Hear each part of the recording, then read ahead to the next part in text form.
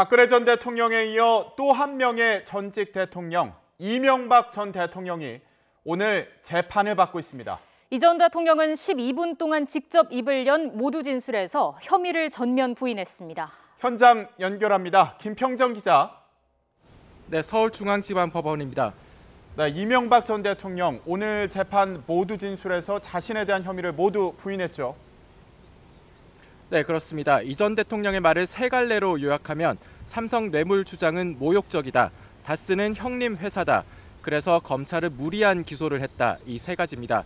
이 전 대통령은 약 12분간 직접 적어온 노트를 보면서 발언을 했는데요. 대통령에 당선된 뒤에 정경유착을 없앤 것이 본인인데 이건희 회장 사면을 대가로 뇌물을 받았다는 검찰 수사 내용은 모욕적이라고 주장했습니다. 실소유주 의혹을 받는 자동차 부품회사 다스는 형님과 처남이 설립한 회사로 가족 간 분쟁 없이 30년간 운영됐는데 이를 국가가 개입하는 것이 옳은 일이냐고 반문했습니다. 이런 이유로 검찰의 기소는 무리한 일이고 사법의 공정성을 재판 과정에서 보여달라고 주문하기도 했습니다. 예상했던 대로 이 전 대통령 혐의를 전면 부인했는데 그 속내를 재판 과정을 쭉 취재해온 조영성 기자와 함께 짚어보겠습니다. 조 기자, 요약하면 부당한 돈을 받은 일이 없다는 주장을 가장 강조하는 것 같습니다. 이 전 대통령의 모두 진술 다시 한번 정리해 볼까요? 네, 오늘 재판에 가장 관심이 집중됐던 건 피고인 신분의 이명박 전 대통령의 모두 진술입니다. A4 용지 6장에서 7장 분량에 직접 써온 내용을 읽으며 검찰 측을 노려보기도 했는데요. 12분 동안 일어서서 읽어내려간 내용의 핵심을 몇 가지 짚어보면 검찰 자신도 공소장의 내용이 사실이 아니라는 것을 인정할 것이라고 주장했습니다.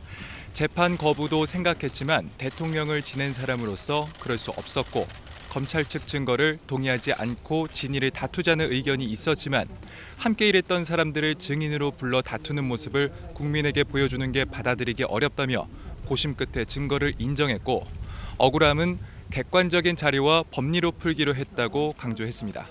또 삼성으로부터 뇌물을 받고 이건희 회장을 사면했다는 혐의에 대해서는 모욕이라며 강한 어조로 반박했습니다. 다시 말해 삼성 이건희 회장을 사면한 게 아니라 동계올림픽 도전을 위해 이건희 IOC 위원을 사면한 것이라며 덕분에 평창 올림픽을 유치했다고 자평했습니다. 아울러 이번 재판을 산업화와 민주화 세대의 분열 프레임 때문인 것으로 칭하며 갈등을 극복하고 화합하자는 얘기까지 나갔습니다. 네, 62일 만에 대중 앞에 다시 나타났는데 이 전 대통령 다행히 건강에는 큰 이상이 없는 모습이었어요. 네, 그렇습니다.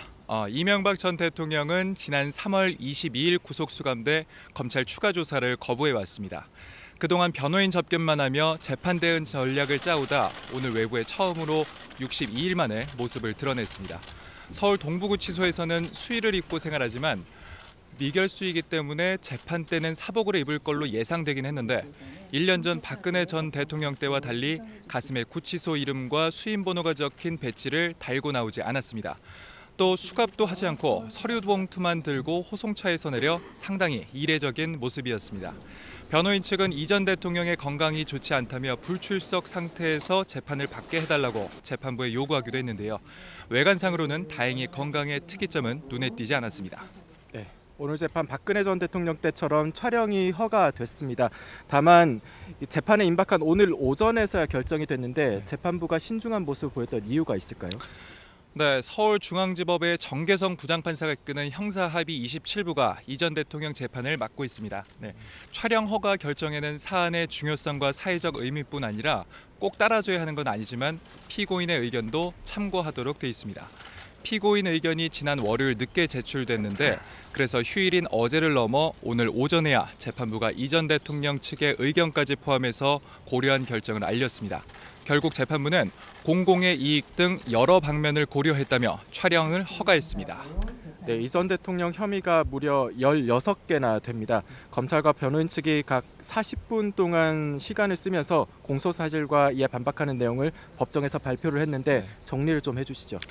네, 우선 다스를 실소유했는지가 다스 관련 혐의의 기본 토대가 됩니다.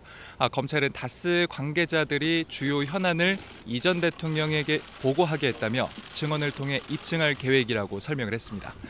또 최측근이었던 김희중 전 대통령 부속실 실장의 증언으로 다스 비자금과 관련해 입증하고 비자금 세탁 방식은 관련자 진술과 계좌 추적 자료로 입증하겠다고 자신했습니다. 다음으로 대통령의 직위를 이용한 직권남용 권리 행사 혐의와 삼성으로부터 받은 67억 원의 뇌물 혐의에 대해서는 청와대 김백준 전 총무기획관과 재승환 전 비서관의 진술로 입증하겠다고 강조를 했습니다. 또 뇌물 공여자 측인 삼성 이학수 전 전략기획실장의 입을 통해서 사실임을 보여주겠다고 강조해 그 내용에도 관심이 쏠립니다.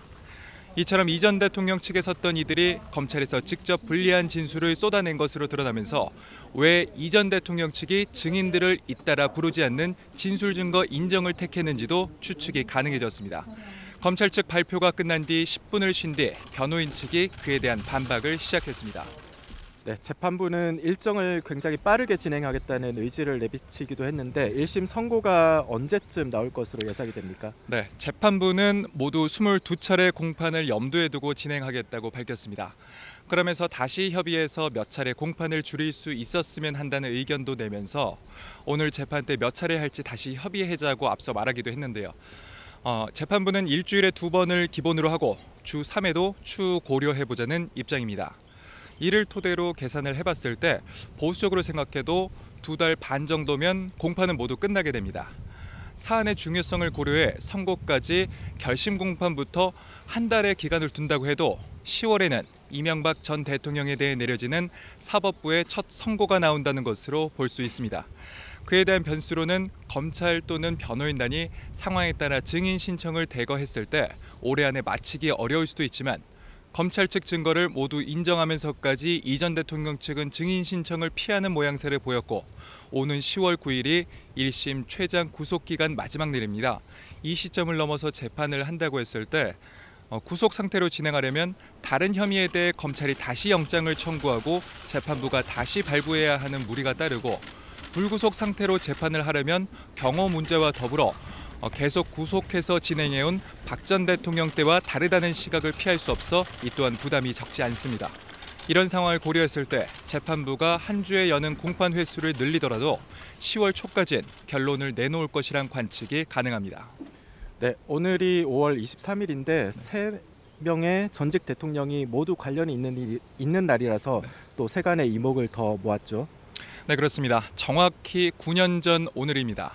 이명박 정부에서 박연차 게이트로 대검찰청의 이인규 당시 중수부장과 우병우 당시 중수과장의 수사를 받던 가운데 노무현 전 대통령이 서거한 날입니다. 검찰이 20일 넘게 신병 처리 결정을 내리지 못하던 상황에서 노 전 대통령이 극단적인 결정을 내렸던 것인데요. 시간이 흘러 당시 대통령이 법정에 선 날입니다. 또 박근혜 전 대통령도 1년 전 오늘 첫 공판을 받았습니다. 옛 한나라당에서 친이와 친박으로 나뉘어 정치 세력을 이끌며 갈등하다가 대통령직을 차례로 마친 뒤 비슷한 길을 걷는 상황입니다. 네, 지금도 재판이 진행되고 있는데요. 새로운 내용 나오는 대로 다시 연결해서 전해드리도록 하겠습니다. 지금까지 서울중앙지방법원에서 전해드렸습니다.